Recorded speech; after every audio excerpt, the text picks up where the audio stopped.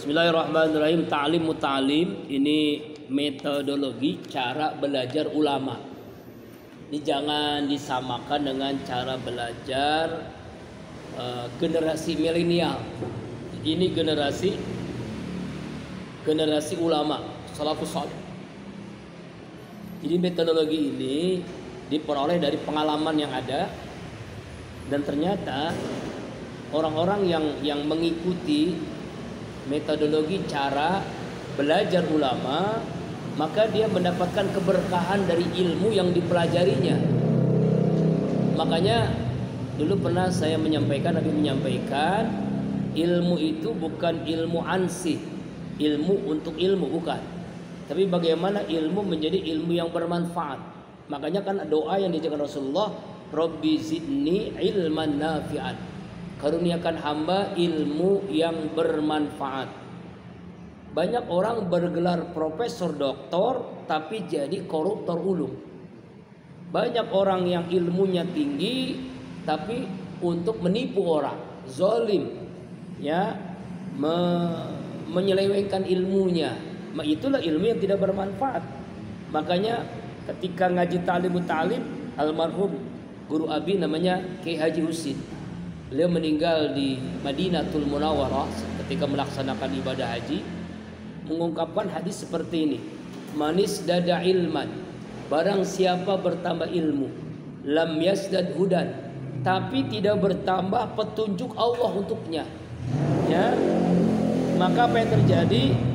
Macam imam lam yasdad walam yasdad minallahi ila bu'dan, maka semakin jauh dari Allah.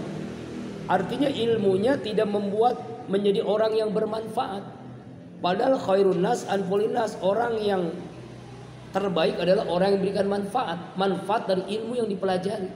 Untuk apa kita punya gelar SH, SE, SPDI, SAK, SAG, sarjana alam gaib, ya, SH, sarjana hukum, SS, sarjana ekonomi, tapi ilmunya hanya sekedar gelar, hanya sekedar ijazah. Itulah pentingnya ilmu yang bermanfaat. Ilmu yang bermanfaat itu, ya, diperoleh dengan metodologi yang diajarkan ulama. Makanya kita ikuti ajaran-ajaran ulama ini. Caranya ini adalah di dalam kitab Ta'limut Ta'lim. Fa amma ijatala sabku fil ibtida wa taju ilal i'adah asra marratin fa huwa fil itiya aidon. Orang kalau memulai belajar disarankan dan dia membutuhkan ilmu itu supaya paham, maka ketika mempelajari itu i'adahnya, mengulangnya adalah asra marratin, 10 kali, ya, sampai selesai. Contoh murojaah, menghafal surah, misalnya surah Al-Ahzab ayat 41, 42, 43, 44. Kenapa Abi mengatakan ini? Karena ini surah yang sering dibaca oleh almarhum Kiai Haji Muhammad Arifin Ilham. Karena ini surah tentang perintah zikir. Ya ayyuhalladzina amanu zkurullaha zikron katsira wasabbihu bukratan wa asila walladzi yusalli alaikum wa malaikatu likhrijakum minaz zulumati ilan nur wa kana bil mu'minina rahima, dan seterusnya. Mengulangnya minimal 10 kali murojaah. 10 kali murojaah minimal. Ini ulama mengatakan. Jadi kalau ada orang yang mengulang 2 kali hafal, itu kecerdasan di atas rata-rata. Kecerdasan yang biasa itu 10 kali mengulangnya. Contoh kita menghafal hadis. Dulu Abi pernah silaturahim, ya, ke pesantren Al-Fatah di Temboro, Magetan. Itu alumni pesantrennya, itu santrinya lebih dari 2000, banyak sekali itu. Itu alumninya hafal yang di wisuda tuh 30 juz hafal Al-Quran plus hadis 5000 hadis. Nah itu yang komplot tuh, plus hadis dengan perawinya dengan sanadnya. Ini mah cuma 42, sedikit. Ini ribuan hadis dihafal, hadis Bukhari, hadis Muslim. Bayangkan tuh 30 juz plus, wah ini hebat banget kan. Jangankan begitu, di sana itu saking berkahnya warga-warga di sana, ojek saja, ojek Itu ada yang udah hafal 5 juz, ada yang 10 juz itu. Itu berapa tahun yang lalu tuh, kalau silaturahim ke sana itu kita membangkitkan semangat luar biasa. Kenapa bisa begitu? Kenapa semangat belajar luar biasa, semangat dakwahnya luar biasa? Karena di situ agama hidup. Agama hidup. Ya, berarti agama hidup itu kenapa? Di sholat tuh, di sana tuh sholat 5 waktu. Jamaahnya sama dengan sholat Jumat. Jadi nggak ada perubahan. Banyak. Masya Allah. Sholat subuh seperti sholat Jumat. Sholat zuhur, asar, maghrib sama tuh. Kalau tidak, kalau kurang berarti ada masalah, mungkin sakit atau apa. Itulah yang membuat orang jadi mudah menghafal, karena agama itu hidup. Nah seperti itu. Nah di sini diperintahkan kalau kita ingin cepat menghafal, memahami ilmu, 10 kali kita baca. Hadis arba'in tadi, 10 kali kita baca. Misalnya, ya an-ana sallallahu alaihi wasallam sami'tu Rasulullah sallallahu alaihi wasallam yaqulu ta'ala ya ibna adam innaka man tanjati qafartu laka. Nah 10 kali itu. 10 kali. Baru bisa. Yaqulu zalika li'anna ya'tadu zalika la yutruku tilka 'ada illa bijudin kasirin. Sampai jangan meninggalkan metode 10 kali mengulang itu sampai benar-benar hafal, paham. Bahkan dijelaskan di satu qil, diungkapkan oleh pengarang kitab ini, ya ta'lim muta'alim, ya as-sabaqu harfun tikraru alfun. Ya, belajar satu huruf, mengulangnya 1000 huruf. Bayangkan. Ini yang saya alami. Mungkin nanti kali-kali ya, sekali-kali lah ya, supaya jangan stres, depresi belajar. Kita belajar kaligrafi lah, insya Allah lah. Tapi memang harus punya modal, minimal punya spidol, punya pulpen khusus gitu ya. Itu dulu Abi belajar kaligrafi waktu dari aliyah tuh. Itu 1 alif saja. Itu ngulangnya itu 1 Pak. Ini buku nih, misalnya buku nih. Ini isinya itu kanan kiri itu alif semua, alif. Sampai betul-betul alif itu benar-benar dikuasain. Tulisannya benar, jaraknya benar, tingginya benar. Saya begitu. Ba juga begitu. Ba itu nggak cukup sekali 2 kali. Itu dalam sama seperti diajarkan kan. 1 huruf mengulangnya 1000 huruf. Masya Allah. Artinya bisa karena biasa. Kita bisa khutbah karena biasa. Bisa ceramah karena biasa. Bisa presentasi, bisa jadi MC karena biasa. Itulah pentingnya pembiasaan. Kenapa Abi ini memerintahkan kamu ngajar ngaji? Nanti pulang kamu tuh harus bisa ngajar ngaji.